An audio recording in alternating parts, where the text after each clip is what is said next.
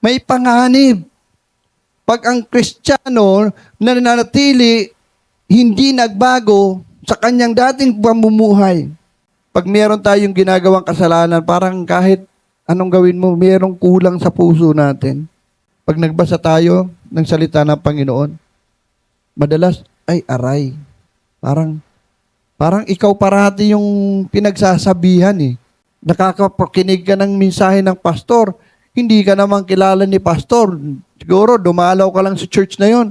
Pero nagkataon yung mensahe ng binibigay ni pastor, tagus-tagusan sa puso mo eh. But thank God for His grace and love. He transformed our mind and our heart. Kung nararamdaman mo, nangusap sa iyo ang banal na Espiritu, that's the right time to make a change.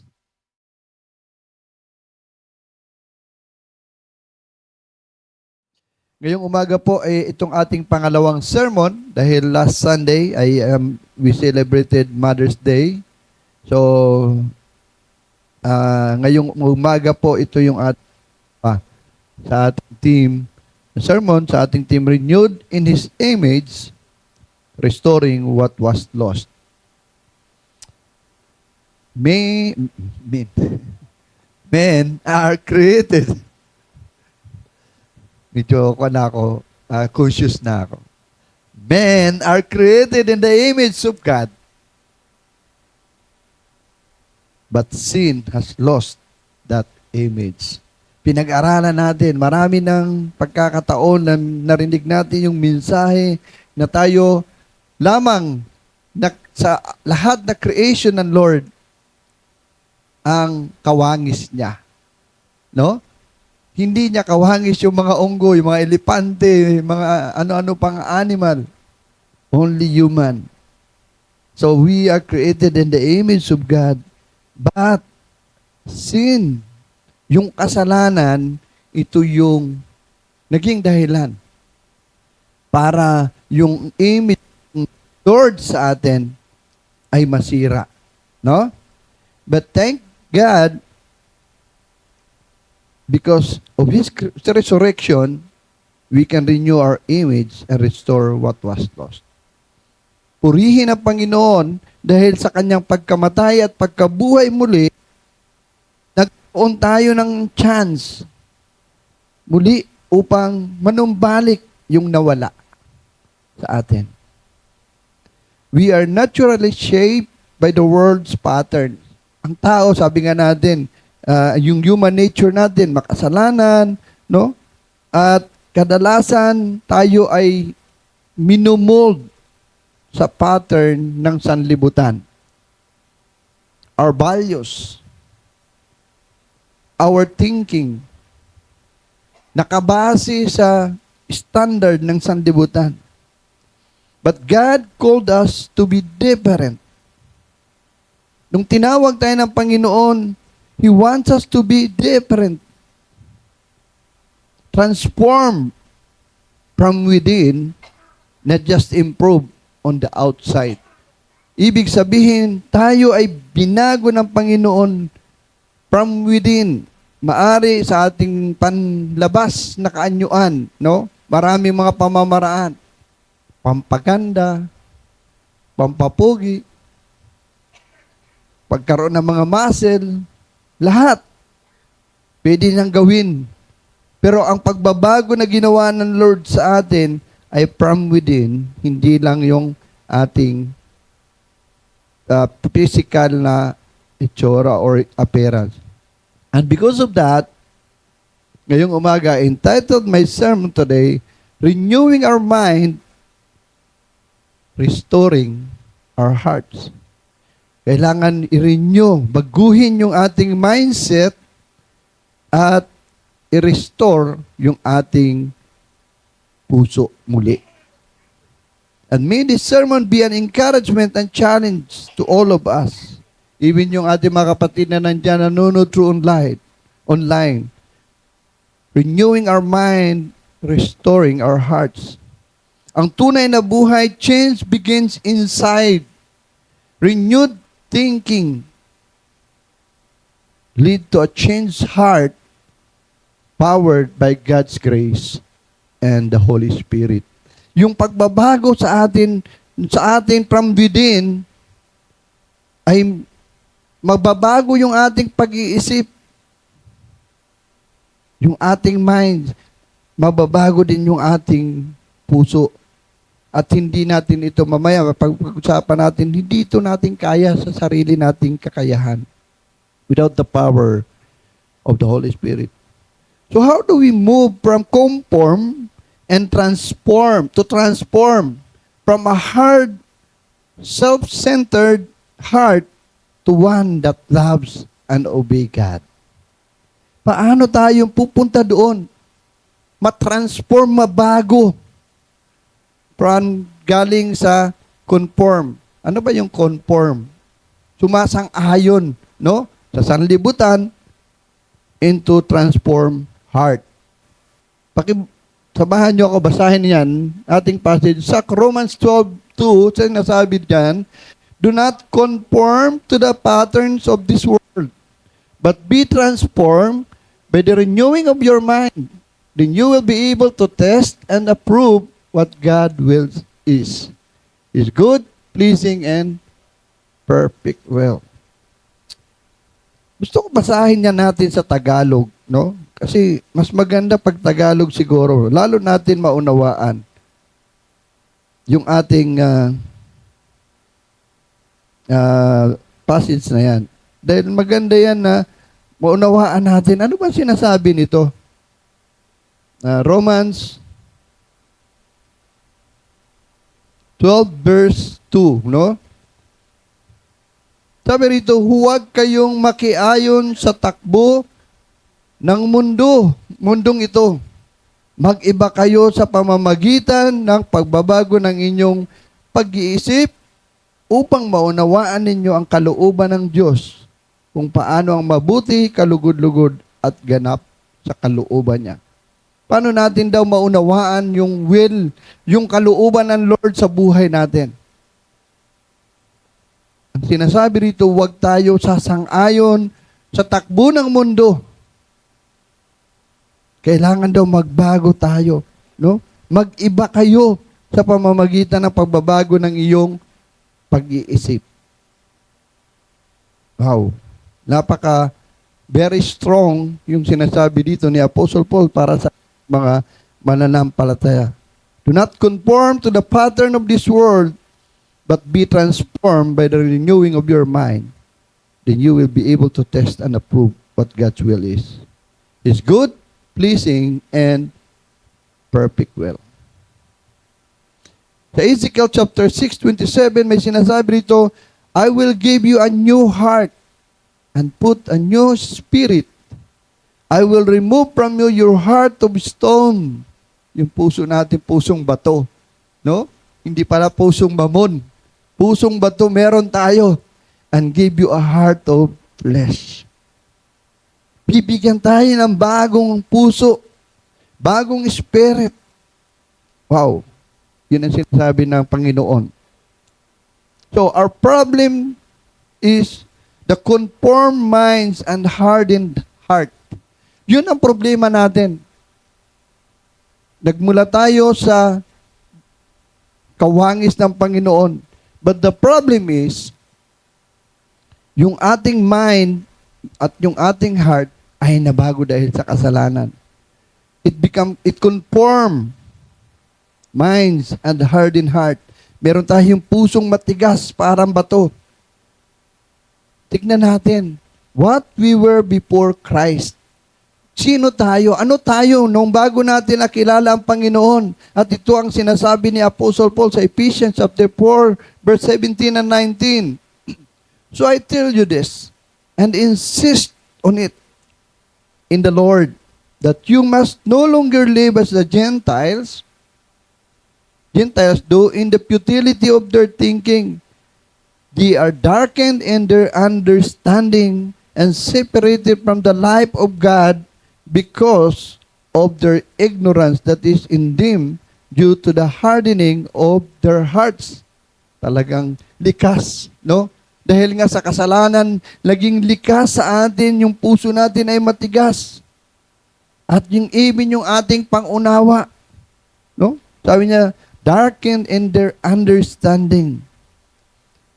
Having lost all sensitivity, they have given themselves over to sensuality so as to indulge in every kind of impurity, and they are full of greed. Ang linaw na sinasabi ni Apostle Paul dito, hindi lang tayo merong pusong bato. Kung hindi, manhid din tayo. No? Having lost all of sensitivity. Di ba, pag manhid ka, wala ka ng pakiramdam. So, yan ang ating original. Yan yung tayo bago natin nakilala ang Panginoon. We think like the world thinks. We value success, comfort, pride, self-centered. Our hearts are close to God and others. Ganyan yung kalagayan natin noon. No? Mas mahalaga sa atin yung ano ba iniisip ng mundo para sa akin. Ano ba yung values ng success? Pag mapera ka, successful ka. Di ba? Pag mayaman ka, successful ka. Pag may trabaho ka, successful ka. That's the world standard of success. Comfort, pride, and self-centered. Iniisip mo lang ako, ako, ako. No? Our hearts are close to God and others. Mas mahalaga sa atin yung sarili natin kaysa Panginoon.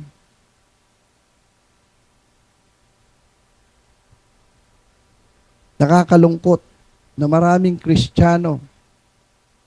Ngayon nga, nakakalungkot eh. No? Dami natin bakanting upuan.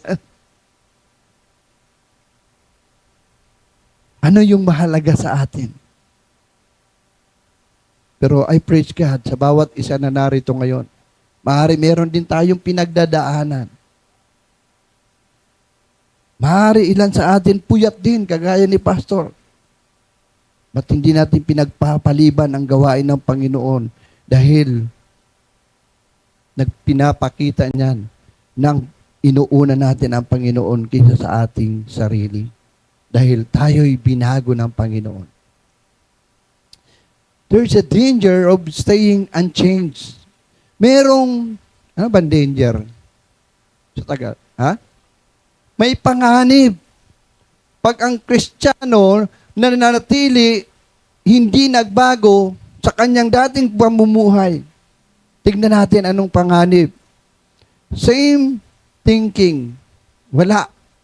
Wala na bago eh. The way she think, he think, nung hindi siya mananampalataya at ngayon ganun pa rin. Same choices. Yung kanyang mga decision making, yung kanyang mga pagpipili, pagdidesisyon, walang nabago. Yung habit niya, walang nabago. Anong ma-expect natin? Sa taong walang pagbabago, same broken life din. No? People don't change in spite of the imminent or coming danger in their lives. Wala pa rin nabago kahit may mga warnings. Hindi tayo nagbabago. And as a result of staying unchanged, our conformity to the world, yung pagsasang-ayon natin sa standard ng sanlibutan, brings emptiness. Ramdam mo yun, di ba? Pag meron tayong ginagawang kasalanan, parang kahit anong gawin mo, merong kulang sa puso natin. No? Merong confusion and distance from God. Unti-unti nalayo tayo sa Panginoon as a result of staying unchanged. Marami na tayong nakita mananampalataya. na tumalikod sa Panginoon. Lumayo sa Panginoon. Hindi naman yan ginawa nila overnight. No? Unti-unti, unti-unti. And they never changed. And as a result of that, makita natin ang buhay nila. May confusion. May emptiness. Kahit sabihin mo meron sila. Meron silang kayamanan, meron silang pera, pero meron pa rin kulang sa puso nila. But what is God's solution to our problem? Kung yun ang problema ng tao, ano yung ginawa ng Panginoon na solusyon?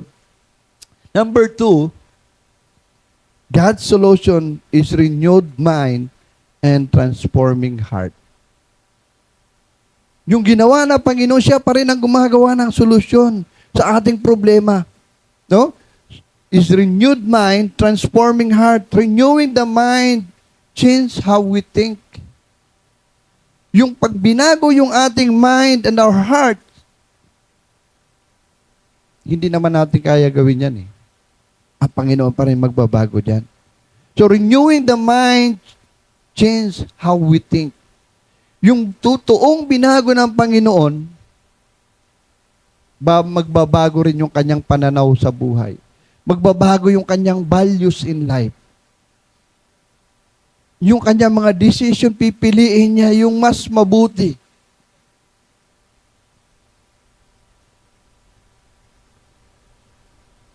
Renewing the mind is how we think. So how do we define renewal? Renewal is a total renovation. Hindi partial. It is replacing old thoughts with God's truth. No? Yung pagbabago sa ating mind, dapat total renovation na yon. Wala na yung dati nating pag-iisip. Binago na ng katotohanan patungkol sa Panginoon. But hindi natin kaya yan, mga kapatid, gawin. So, source of renewal is papaano? God's Word. Paano tayo mababago? Number 1 na paraan ay yung salita ng Panginoon. No? Hebrews chapter 4 verse 12 says, "For the Word of God is alive and active, sharper than any double-edged sword. It penetrates even to the dividing soul and spirit, joints and marrow. It judges the thought and attitudes of the heart." Diba? Pag nagbasa tayo ng salita ng Panginoon, madalas, ay aray. Parang ikaw parati yung pinagsasabihan eh. Di ba? Nakakapakinig ka ng mensahe ng pastor. Hindi ka naman kilala ni pastor.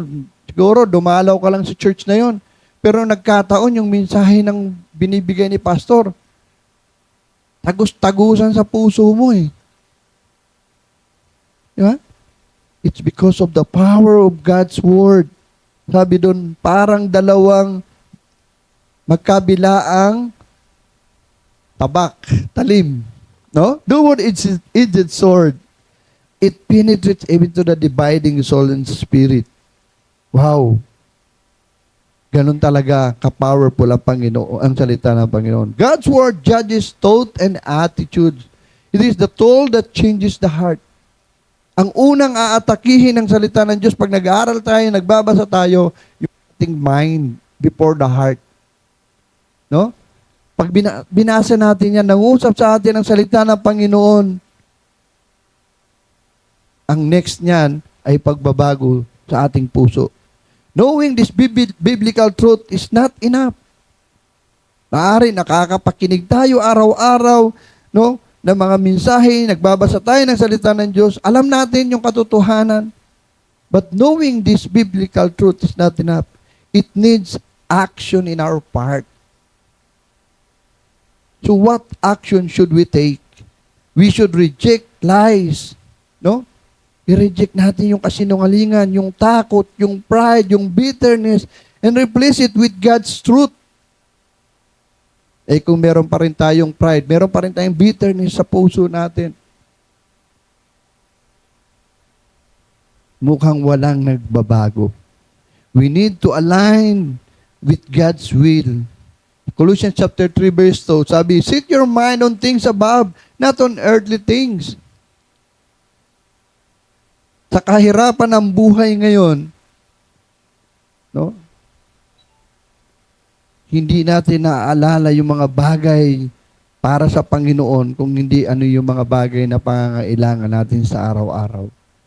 But sabi ni Apostle Paul sa Colossians chapter 3 verse 2, set your mind on things above, not on earthly things. Transforming the heart by changing what you love and desire. Paano mababago yung ating puso? By changing what you love and desire. How can we change our heart? Sabi ko nga, actually we cannot change our hearts on our own. Hindi natin kaya yan. No? It is God's work to change our heart. Hindi natin kaya. Paulit-ulit, i-promise natin, Lord, magbabago na ako. Ilang New Year's resolution na yung ginawa natin every year. Wala rin na bago. Dahil hindi talaga natin kaya yan sa sarili nating kapangyarihan or lakas. Romans chapter 7 verse 15, sabi doon, I do not understand what I do. Hindi ko maunawaan yung ginagawa ko. For what I want to do, I do not do. But what I hate, I do. Yung ayaw mo, yun ang ginagawa mo. Yung gusto mong gawin, hindi mo naman magawa. Di ba may kanta yan? Gusto kong bumait, pero di ko magawa. Natural sa atin eh. No? Romans chapter 7 verse 19, for I do not do the good I want to do, but the evil I do not want to do, this I keep on doing. Alam na natin, mali eh. Pero paulit-ulit. But, sabi ko, we cannot change our heart on our own. But thank God for His grace and love. He transformed our mind and our heart. Hindi lang yung ating pag-iisip ang babaguhin niya, kung hindi, pati yung ating puso. Yung Ezekiel 36:27, a new heart also I will give you, and a new spirit will I put within you, and I will take away the stony hearts out of your flesh, and I will give you an heart of flesh.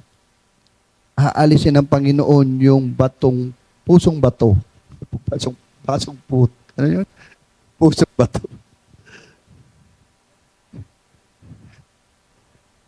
Wow. Yung puso ba natin parang bato? Matigas. No? 2 Corinthians 5:17, therefore, if anyone is in Christ, he is a new creation.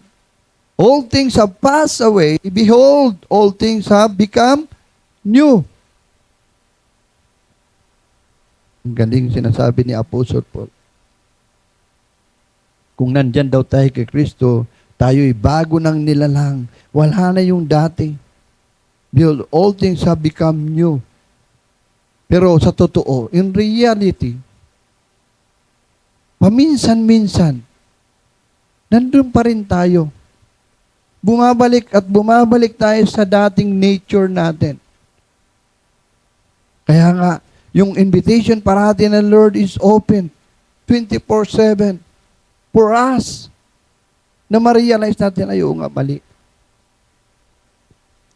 So, what should be our response? Our response is only to yield and cooperate with the Holy Spirit. Maaari meron tayong ginawang paulit-ulit na kasalanan, mga habits or mga bisyo na ginagawa natin. Ilang bisis na natin sinikap, alisin, pero nandun pa rin. Unless we yield and cooperate with the Holy Spirit, mawawala yan. Sa Proverbs 4:23, sabi ron, ang puso mo'y ingatang mabuti at alagaan, pagkat iyan ang siyang bukal ng buhay mong tinatili. So dapat talagang ingatan natin yung puso natin. James chapter 4 verse 8, come near to God and He will come near to you. Wash your hands, you sinners, and purify your hearts, you double-minded. Kailangan natin manumbalik, lumapit muli sa Panginoon. At siya yung kikilos, siya yung gagawa para sa atin. So what will be the result? The result would be a heart that pleases God. A heart that pleases God. Matthew 22 verse 37, Jesus replied, love the Lord your God with all your heart and with all your soul and with all your mind. So, mahalin daw natin ang ating Panginoon hindi lang sa puso, kung hindi sa ating pag-iisip at sa buong kaluluwa.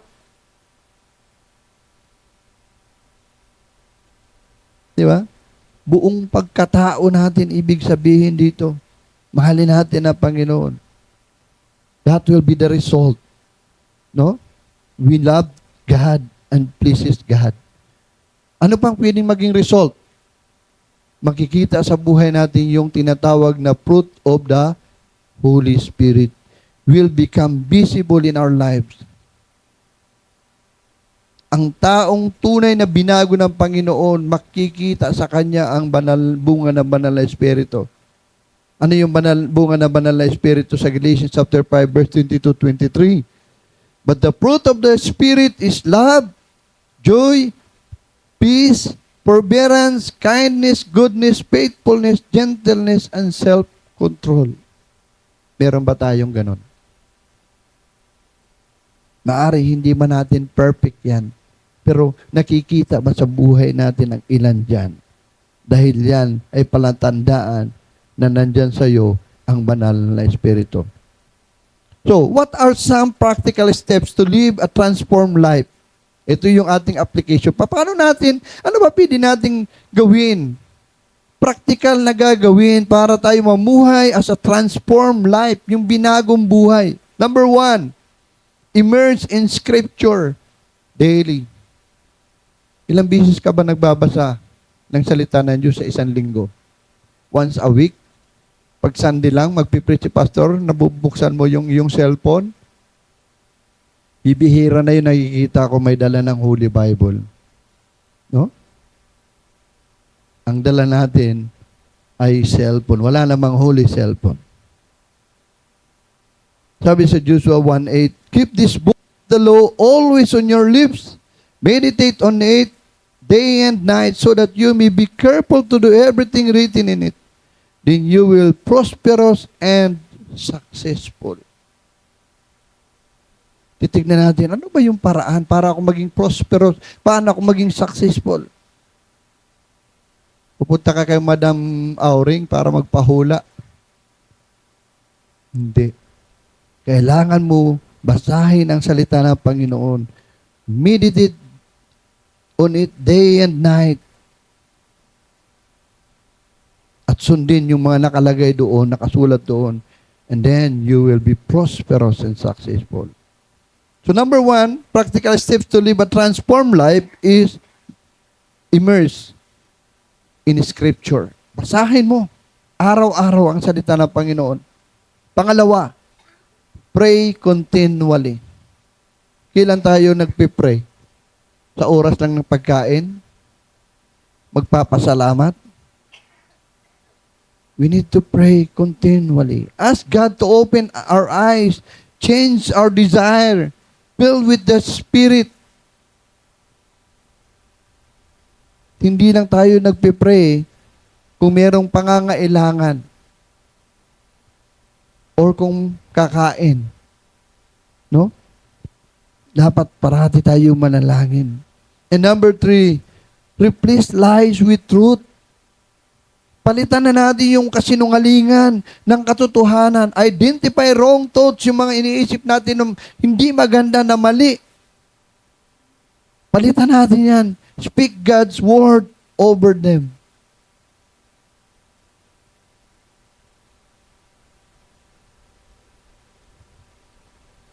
Naalala ko yung men's outing, no? recently, nung pumunta tayo sa Tanay. Doon nangusap sa akin ang Panginoon. Ako rin, marami akong pagkukulang, marami akong pagkakamali. Pero by God's grace, sa ating lahat, 24/7, open ang heart ng Lord para sa atin. Manumbalik tayo. Kung ikaw ngayon nanlalamig sa iyong pananampalataya, hindi mahuli ang lahat. No? Kailangan lang natin magbasa ng salita ng Panginoon, manalangin. Ano ba? Huwag tayong mamuhay sa kasinungalingan. And number 4, live in community. Let others encourage, correct, and help you grow. Nakakalungkot. Kung meron tayo mga kapatid na umaalis sa ating community. Kagabi, yung isang youth natin nagpaalam sa akin, Pastor, lilipat na po ako ng church. So tinatanong ko, anong kadahilanan? Wala naman siyang problema dito sa church. Ramdam niya yung pagmamahal natin. No? As a pastor, nalungkot ako. Para bang anak mo, nagpapaalam sa'yo, aalis na ako dito sa bahay. Lilipat ako ng tirahan. Na hindi mo alam ma-explain kung anong kadahilanan. Live in community. Kaya nga sinasabi natin dito parati, kailangan ito ang simbahan, ito ay isang pamilya. That look after the welfare, spiritual welfare ng bawat isa.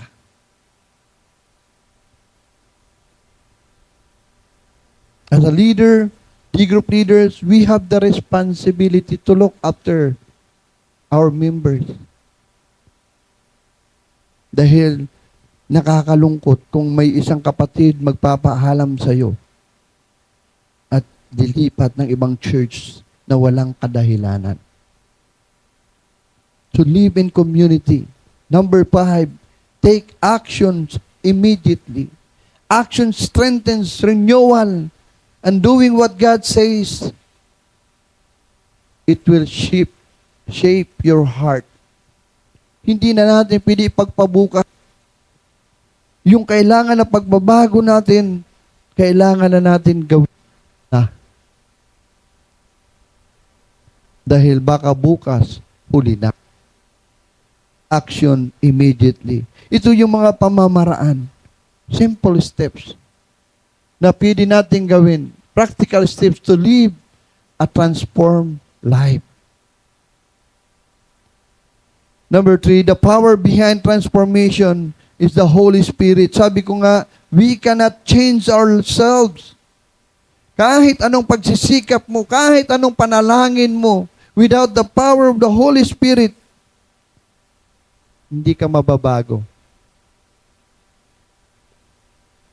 We cannot change ourselves. Only God can. Zechariah chapter 4 verse 6, not by might nor by power, but by my Spirit, says the Lord Almighty. Hindi kasi yung pagbabago, nag-uumpisa yan, hindi lang yan sa intellectual or kaalaman. Kung hindi, yung pagbabago na yan ay sa pamamagitan ng ating Panginoong Hesus. We only need to cooperate with the Holy Spirit. Kahit gustuhin ng Panginoon, baguhin ka, kung hindi ka magko-cooperate sa gusto niya, walang pagbabagong maaasahan sa buhay natin.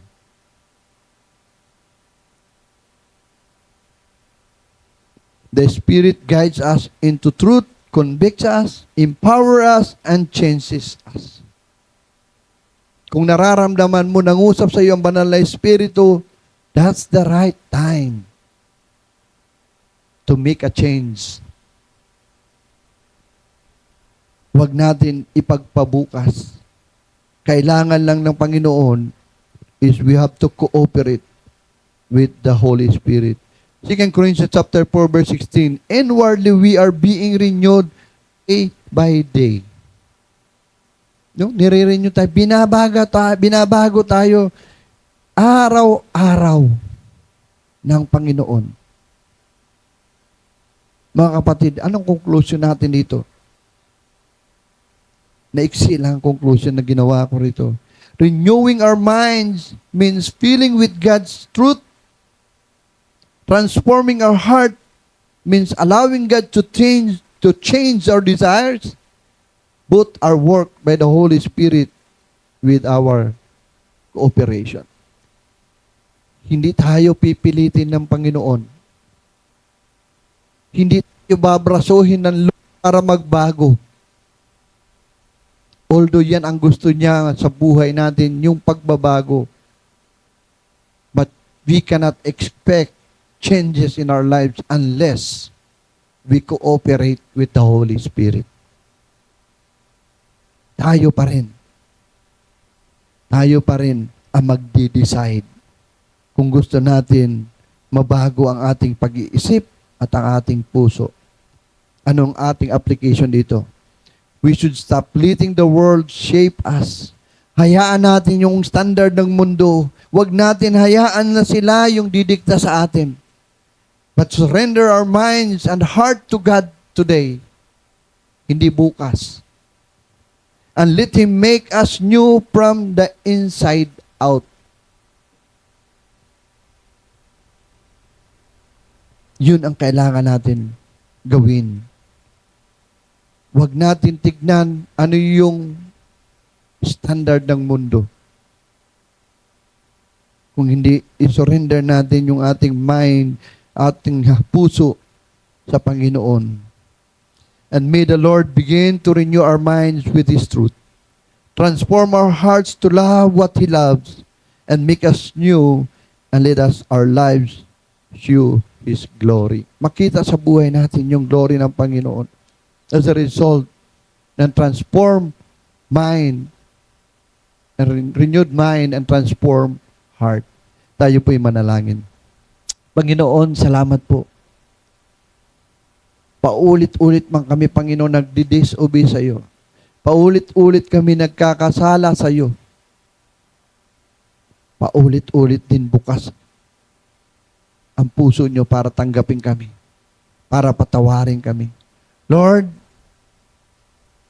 sa mga oras na ito, Panginoon, dalangin namin, Lord, na baguhin niyo ang aming pag-iisip. Baguhin niyo ang aming puso, Panginoon. Gawin niyong pusong magbibigay ng glory and honor sa iyo. Dahil yan ang purpose niyo kung ba't niyo kami tinawag, Panginoon. Tulungan niyo po kami na sa pamamagitan ng buhay namin, makita ka. At yung mga nakapalibot sa amin ay makakilala sa iyo dahil sa pagbabago sa buhay namin. Hindi biro, Panginoon, yung gagawing pagbabago. Tulungan niyo po kami. Give us strength. Give us courage, Lord, to surrender our hearts and mind to you alone upang sa aming pamumuhay, Panginoon, makita ang kabanalan mo. Purihin ka, Panginoon. We ask this in Jesus' name. Amen.